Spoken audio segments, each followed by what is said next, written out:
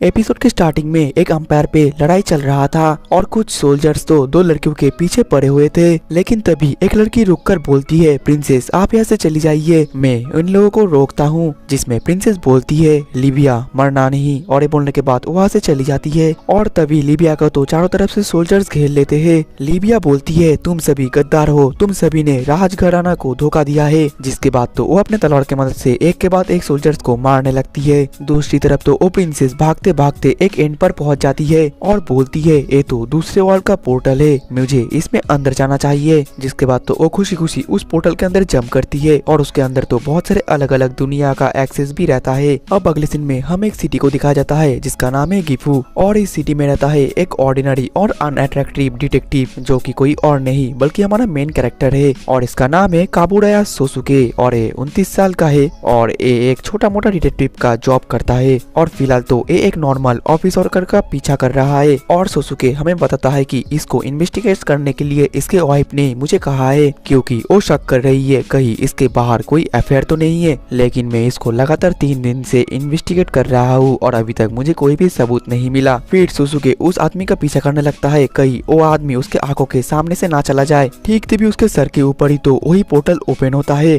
और उसके अंदर से तो वही प्रिंसेस निकल रही थी, जो देखकर सोसुके काफी ज्यादा हैरान होता है। फिर वो प्रिंसेस सीधा जाकर सोसुके के ऊपर ही गिरती है। वो प्रिंसेस सोसुके के ऊपर से हटती है और बोलती है, मुझे माफ कर देना, मैंने तुम्हें नहीं देखा, लेकिन तुम्हारे वजह से मैं बच गई। सोसुके गुस्सा होकर बोलता है, आखिरकार तुम आसमान से कैसे टपकी? खैर छोड़ो, लेकिन तुम्हारे वजह से वो बंदा मेरे आंखों के सामने से गायब हो गया। तभी सोसुके खड़ा होता है और वो नोटिस करता है कि उसके हाथ में तो काफी ज्यादा चोट लगा था, जो देखकर वो प्रिंसेस बोलती है, तुम एक लड़के हो, इतना सा चोट के वजह से बच्चों के जैसा रोना बंद करो। जिसके बाद तो वो अपने मैजिक के मदद से सोसुके के हाथ का जो कट लगा था वो एकदम ठीक कर देती है। फिर सोसुके जैसे अपने ब्लड को मूसता है तो वो देखता है उसका कट तो पूरी तरीके से हील हो चुका है, जो देखकर वो काफी ज्यादा शॉक्ड हो जाता है। अब अगले सीन में वो दोनों एक पार्क में जाकर बैठते हैं और सोसुका पूछता है, क्या तुम मुझसे एक बात बोलोगी कि आखिरकार तुम हो कौन? प्रिंसेस तो सीधे बोलती है, मेरा नाम सारा है और मैं दूसरी दुनिया से आई हूँ और मैं ओफिम कंट्री की 7th प्रिंसेस हूँ, लेकिन उस कंट्री में वॉर होने की वजह से मैं भागकर यहाँ पर आ गई। सोसुके बोलता है, अगर तुम दूसरी दुनिया से आए हो तो तुम हमारे लैंग्वेज को कैसे समझ सकते हो? सारा बोलती है, मुझे भी नहीं पता, शायद इस दुनिया में टेलीपोर्ट होने के साथ साथ मुझे लैंग्वेज समझने का मैजिक भी मिल गया। सोसुके थोड़ा सा कंफ्यूज होकर बोलता है, तो तुम मैजिक यूज कर सकती हो, लेकिन क्या तुम रिकवरी मैजिक यूज के अलावा और कोई मैजिक यूज कर सकते हो? सारा बोलती है, हाँ मुझे दूसरे मैजिक भी आते हैं। जिसके बाद वो बोलती है, मैं तुम्हें अभी दिखाती हूँ। तभी वो अपने मैजिक की मदद से पार्क का एक झूला तो पूरी तरीके से डिस्ट्रॉय कर देती है। ये देखकर तो सोसुके को मानो पैरों तले जमीन खिसक जाता है और सारा तो अपनी मैजिक की तारीफ करी जा रही थी और बोलती है, मैं तुम्हें और एक बार दिखाती हूँ। सोसुके सारा के पास आकर बोलता है, वो लोग बस आते ही होंगे,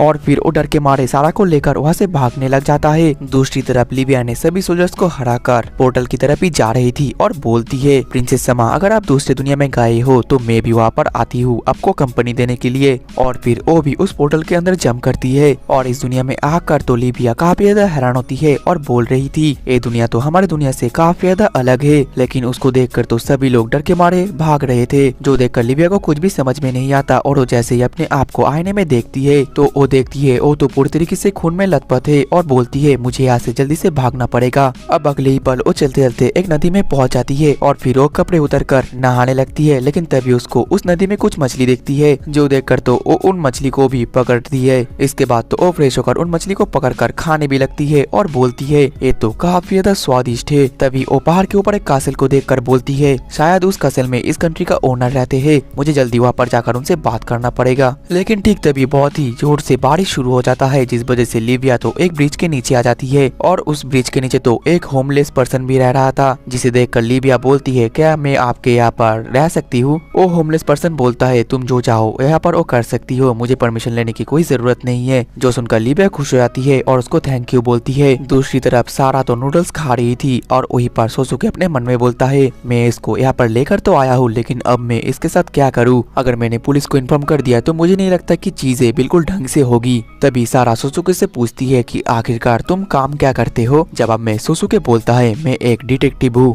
सारा पूछती है, लेकिन डिटेक्टिव का मतलब क्या है? वो लोग क्या करते हैं? सोसुके बोलता है, जो लोग दूसरे लोगों के ऊपर इन्वेस्टिगेट करते हैं और उनका इंफॉर्मेशन लेते हैं। जो सुनकर सारा बोलती है, कुछ हद तक समुराई और निंजा की तरह है ना? जवाब में सोसुके बोलता है, हाँ तुम वैसा समझ सकती हो। जिसके बाद वो जैसे ही बाहर देखता है है तो बाहर बहुत ज्यादा बारिश को देखकर वो बोलता है लगता है ये बारिश आज नहीं रुकने वाला, तो फिर सारा तुम आज के दिन यहाँ पर रह सकती हो लेकिन जल्दी से यहाँ से निकल जाना। लेकिन जब मैं यहाँ से निकलूंगी तब मैं तुम्हारे मेमोरी से सभी मेमोरीज इरेज कर दूंगी। सोसुके चौंक कर बोलता है तुम्हें क्या बात कर रही हो, तुम सिर्फ वही मेमोरी को इरेज करोगी जब हम दोनों मिले थे। सारा बोलती है मैं ऐसा नहीं कर सकती क्योंकि मैं सिर्फ एक हफ्ता या कई सालों का मेमोरीज ही इरेज कर सकती हूँ। अगर मैंने इतना कम मेमोरीज इरेज किया तो मेरा मैजिक में कोई गड़बड़ हो सकता है और उसके बाद तुम एक डिसेबल्ड पर्सन भी बन सकते हो। सोसुके तो ये सुनकर बहुत ज्यादा डर जाता है और बोलता है तो फिर तुम्हें मेरी मेमोरीज इरेज करने की कोई जरूरत नहीं है। वहीं पर सारा बोलती है अगर कोई भी एजेंसी या लैबोरेटरी को मेरे बारे में पता चल गया तो फिर तो वो लोग मुझे पकड़कर लेकर जाएंगे और मेरे ऊपर रिसर्च करेंगे। ये सुनकर सोसुके अपने मन में सोचता है इसने तो सही बोला, ऐसा हो भी सकता है। सारा बोलती है तो फिर तुम क्या सोच रहे हो, क्या तुम अभी भी मुझे घर से निकालोगे? सोसुके थोड़ा सा निराश होकर बोलता है ठीक है तुम यहाँ पर रह सकती हो लेकिन अपने ए फैंटेसी मॉडल जैसे कपड़े तो चेंज कर लो। सारा बहुत ही ज्यादा खुश होकर बोलती है ऑफ कोर्स। दूसरी तरफ उस होमलेस पर्सन ने तो लिबिया को सब कुछ बता दिया था कि उस कासल में कोई भी नहीं रहता, जो सुनकर लिबिया शॉक होकर बोलती है तो फिर आखिरकार तुम्हारे कंट्री का ओनर कौन है? वो होमलेस पर्सन बोलता है मुझे नहीं पता कि तुम किस बारे में बात कर रहे हो लेकिन तुम्हें देखकर ऐसा लगता है कि तुम दूसरे कंट्री से आए हो। लिबिया घबराकर बोलती है हाँ मैं एक दूर फॉरेन कंट्री से आई हूँ। वो होमलेस पर्सन बोलता है मैं कोई संदेह तो नहीं करना चाहता लेकिन तुम्हें देखकर ऐसा लगता है कि तुम एक फीमेल नाइट थी जो कि दूसरे दुनिया से ट्रांसपोर्ट होकर यहाँ पर आई हो। जो सुनकर लिबिया काफी ज्यादा शॉक होती है और फिर वो होमलेस पर्सन बोलता है आज रात तुम इस कार्डबोर्ड में सो सकती हो। लिबिया उसको शुक्रिया बोलती है। अब अगले दिन सुबह लिबिया तो उस कार्डबोर्ड में ही सो रही थी और वो होमलेस पर्सन लिबिया को उठाता है और बोलता है जल्दी से उठो। वो होमलेस पर्सन बोलता है तुम आज रात अच्छी से सोए हो ना, क्योंकि रात में यहाँ पर बहुत ज्यादा गाड़ियाँ चलती है जिस वजह से आवाज के कारण सोया नहीं जाता। लिबिया उसको शुक्रिया बोलती है और बोलती है मैं अच्छी से सोई हूँ। वो होमलेस पर्सन बोलता है चलो फिर अब ब्रेकफास्ट करने चलते हैं। वही दूसरी तरफ हम सारा को देख पाते हैं जो कि सोसुके के साथ नाश्ता कर रही थी और वो तो काफी ज्यादा खुश भी थी। वही पर सोसुके तो बहुत ज्यादा घबराया हुआ था क्योंकि टीवी में पिछली रात पार्क में जो तबाह हुआ था उसी का न्यूज बताया जा रहा था और पुलिस को तो अभी भी कल्प्रिट के बारे में कुछ भी नहीं पता चला। जो सुनकर सोसुके बहुत ज्यादा डर जाता है और अपने मन में बोलता है कल्प्रिट तो मेरे सामने खाना खा रही है। सारा बोलती है तुम्हारा कंट्री का खाना इतना भी ज्यादा खराब नहीं है। सोसुके बोलता है ऐसे मत बोलो, यहाँ पर और भी ज्यादा टेस्टी खाना मिलते हैं। सारा बोलती है तो फिर मुझे टेस्टी खाना खाना है। सोसुके बोलता है ऐसा नहीं हो सकता।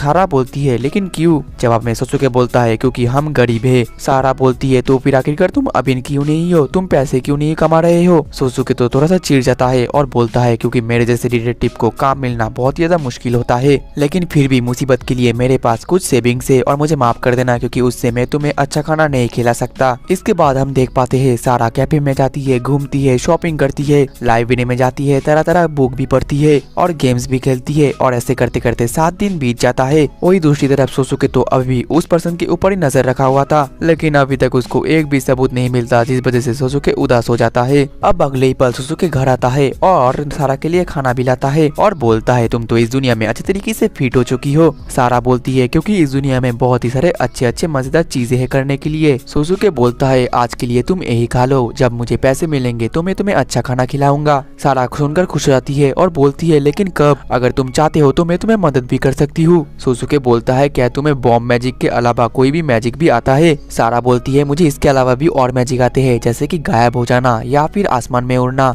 सोसुके तो चौंक जाता है और बोलता है क्या सच में तुम ये भी कर सकती हो? लेकिन तभी सोसुके सोचता है अगर मैंने ऐसा यूज किया तो फिर ये तो डिटेक्टिव के काम में एक चीटिंग जैसा होगा। जिसके बाद वो बोलता है मुझे माफ कर देना क्योंकि मैं अपने इन्वेस्टिगेशन में बच्चे को नहीं इन्वॉल्व कर सकता। लेकिन सारा तो फिर भी जीत कर रही थी और बोल रही थी मुझे भी इन्वेस्टिगेशन करना है, तुम्हारी मदद करनी है। लेकिन सोसुके बोलता है नहीं मुझे माफ कर देना, मैं नहीं कर सकता। सारा पूछती है क्या तुम दूसरे डिटेक्टिव की तरह मर्डर मिस्ट्री को सॉल्व नहीं करते? सोसुके बोलता है असल जिंदगी में ऐसा नहीं होता, ये सिर्फ किताबों में और फिल्मों में ही होता है। ये सुनकर सारा निराश हो जाती है और बोलती है मुझे लगा था कि डिटेक्टिव काफी ज्यादा कूल होते हैं। सोसुके बोलता है रियल लाइफ में डिटेक्टिव कोई भी हीरो नहीं है। तभी उसको अपने पास्ट की बात याद आता है जहाँ पर कि उसने रिजाइन कर दिया था और बोल रहा था एक दिन मैं एक बहुत ही बड़ा आइडियल डिटेक्टिव बनूंगा। देन अगले सीन में सोसुके तो फिर से वही पर्सन का पीछा कर रहा था और वो पर्सन तो कैफे में बैठा हुआ था लेकिन तभी वो जल्दबाजी करके उस कैफे से निकल जाता है जो देखकर सोसुके भी उसके पीछे पीछे जाने लगता है और अपने अमन में बोलता है शायद आज वो दिन है, आज के दिन में शायद मुझे कोई क्लू मिल सकता है। इसके कुछ देर बाद तो सोसुके उसका पीछा करते करते हुए एक बहुत ही अनजान जगह पर आ जाता है और सोचता है शायद इस जगह पर उसने अपने दूसरे अफेयर को छुपा रखा है। वही दूसरी तरफ वो पर्सन तो कुछ गुंडे को पैसे देता है और बोलता है मुझे माफ कर देना, लेकिन वो गुंडे उसको मारते हैं और बोलते हैं चुप रहो, तुम्हें और भी पैसे देना पड़ेगा। और ये सब कुछ तो सोसुके छुप कर देख रहा था और सोचता है शायद इन लोगों ने इस बंदे का एफआईआर के बारे में पता लगा लिया, जिस वजह से ये बंदा इन लोगों को पैसे दे रहा है। लेकिन तभी वो बहुत ही ज्यादा हैरान हो जाता है क्योंकि वो सभी गुंडे तो उस बंदे को बहुत ही ज्यादा मार रहे थे, जो देखकर सोसुके अपने मन में बोलता है वो तो मर जाएगा, लेकिन मैं क्या ही कर सकता हूँ, मुझे जल्दी से पुलिस को बुलाना पड़ेगा। लेकिन तभी उसको सारा की वही बात याद आता है जहाँ पर सारा ने बोला था कि मुझे लगा था कि डिटेक्टिव होना काफी ज्यादा कूल बात है, जो याद करने के बाद वो साहसी हो जाता है और उन सभी के सामने आकर बोलता है मुझे माफ कर देना, लेकिन मैं साइड से गुजर रहा था और अगर तुम लोग उस बंदे को इतना ज्यादा मारोगे तो फिर वो मर जाएगा। वो गुंडे तो गुस्से हो जाते हैं और बोलते हैं लेकिन आखिरकार तुम कौन हो। जिसके बाद एक गुंडा सोसुके के ऊपर हमला करने वाला ही था, लेकिन उससे पहले वो गुंडा तो सीधा दीवार से जाकर टकरा जाता है, जो देखकर बाकी गुंडे डर जाते हैं, लेकिन वो भी दीवार से जाकर सीधा टकरा जाते हैं। ये देखकर तो सोसुके भी काफी ज्यादा कन्फ्यूज होता है और सोचता है आखिरकार यहाँ पर चल क्या रहा है। ठीक तभी वहाँ पर सारा आ जाती है और बोलती है मैं तुम्हारी मदद करूंगी। उसको देखकर सोसुके काफी ज्यादा चौंक जाता है और बोलता है तुम यहाँ पर क्या कर रही हो। सारा बोलती है तुम्हें तो पता भी नहीं चला कि मैं तुम्हारा पीछा कर रही थी, है ना। जिसके बाद तो सारा उन गुंडों को बोलती है मैं हूँ एक ग्रेट डिटेक्टिव, और वो गुंडे तो ये सुनने के बाद थोड़ा सा डर जाते हैं। सोसुके बोलता है तुम्हें कोई इंट्रोडक्शन देने की जरूरत नहीं है। तभी सारा बोलती है सोसुके तुमने एक बार बोला था कि रियल लाइफ डिटेक्टिव कोई भी हीरो नहीं है, लेकिन तुम तो एक हीरो बन सकते हो, तुम एक डिटेक्टिव होकर हीरो तो बन ही सकते हो। तभी एक गुंडा सोसुके के ऊपर अटैक कर देता है, लेकिन सोसुके उसको मारकर नीचे गिरा देता है, जो देखकर सारा खुश हो जाती है और बोलती है तुम अच्छे फाइट कर लेते हो। जिसके बाद सोसुके दूसरे गुंडे को भी मारकर नीचे गिरा देता है और अंत में दो गुंडे को सारा अपने मैजिक से संभाल लेती है। वो गुंडे तो बहुत ही डर जाते हैं और बोलते हैं आखिरकार तुम हो कौन। सारा बोलती है मैं हूँ एक चाइनीज मार्शल आर्टिस्ट। वो गुंडे तो डर के मारे इसके बाद वहाँ से भागने लगते हैं, लेकिन सारा तो अपने मैजिक की मदद से उन सभी गुंडे को रस्सी से बांध देती है। इसके कुछ देर बाद वहाँ पर पुलिस आ जाती है और सोसुके से पूछताछ करने लगती है और बोलते हैं तो फिर ये सब कुछ तुमने अकेले किया, तुम जल्दी से हमारे साथ पुलिस स्टेशन में आओ, हमें तुमसे और भी सवाल करने हैं। देन अगले सीन में सोसुके घर पर आता है। सारा बोलती है तुम काफी ज्यादा लेट हो। सोसुके बोलता है उन पुलिस ने मुझसे बहुत ज्यादा सवाल करे हैं, लेकिन मैंने आज डिनर के लिए मीट लाया है, लेकिन ये हाफ प्राइस है और चीप भी है। जिसके बाद वो दोनों मीट को पकड़कर खाने लगते हैं। सोसुके बहुत लंबे समय के बाद मीट खाने की वजह से उसको वो काफी ज्यादा डिलीशियस लगता है। वही दूसरी तरफ वो मीट तो सारा को कुछ ज्यादा ही पसंद आता है, उसने आज तक ऐसा डिलीशियस मीट कभी भी नहीं खाई थी, जो देखकर सोसुके भी खुश हो जाता है और वो बोलता है सारा आज के दिन के लिए तुम्हारा शुक्रिया, लेकिन इसके बाद से तुम अकेले और ऐसा कुछ भी नहीं करोगी। सारा बोलती है मुझे पता है कि तुम ये सब कुछ मेरे सेक के लिए कर रहे हो, लेकिन मैं तुम्हारे इस ऑफर को मना करती हूँ। सोसुके चौंक कर बोलता है लेकिन क्यों। सारा बोलती है मैं तुम्हारी मदद करूंगी ताकि तुम ज्यादा पैसे कमा सको और मैं अच्छा खाना खा सकूं। और सारा के इतना ज्यादा जिद करने के वजह से अंत में सोसुके मान ही जाता है और इसी के साथ ही हमारा एपिसोड 1 खत्म हो जाता है। तो दोस्तों आप लोगों को ये नया इसी का एनीमे कैसा लगा कमेंट करके जरूर बताना। जितना ज्यादा कमेंट होगा और जितना ज्यादा लाइक होगा नेक्स्ट एपिसोड उतना ज्यादा जल्दी आएगा। मिलते हैं नेक्स्ट एपिसोड में, तब तक के लिए टाटा बाय बाय सायोनारा।